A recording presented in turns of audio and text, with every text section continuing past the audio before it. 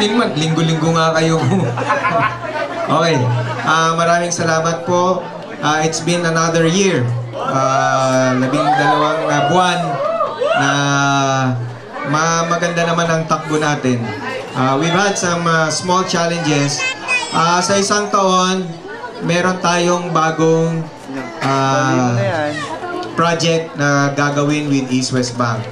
So, I cannot disclose it to you for now, pero magiging potentially na lalaki itong campaign na to.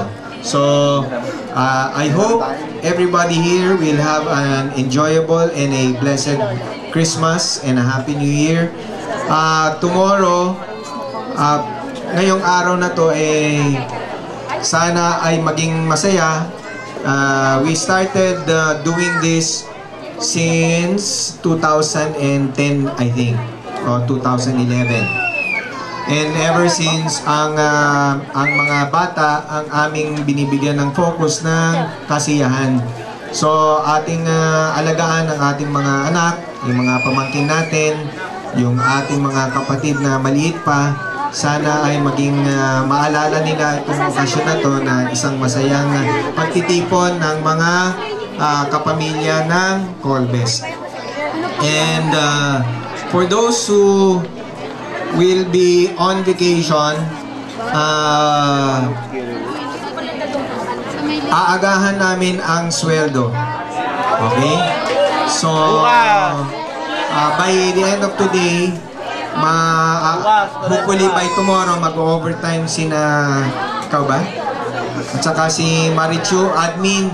Ang admin and accounting will do will go on overtime tomorrow.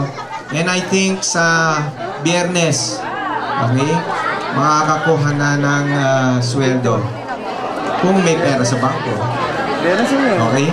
So, anyway, hopefully, everybody will have an enjoyable Christmas. Okay. Mamaya, magkakaroon tayo ng raffle. Ang kwan lang, ang magiging rule, kailangan nandito kayo para manalo sa raffle. So, ang ating mga ipaparaffle ngayon taon, lahat appliances. Okay? May RCA speaker, Asahi flat iron, Asahi oven toaster, rice cooker, bread toaster, Devant 32-inch LED TV, stand fan, dalawa, and then velocity fan na Hanabishi. Tapos may mga bags tayo na binigay ng Eastern Telecom at saka East West Bank. Okay,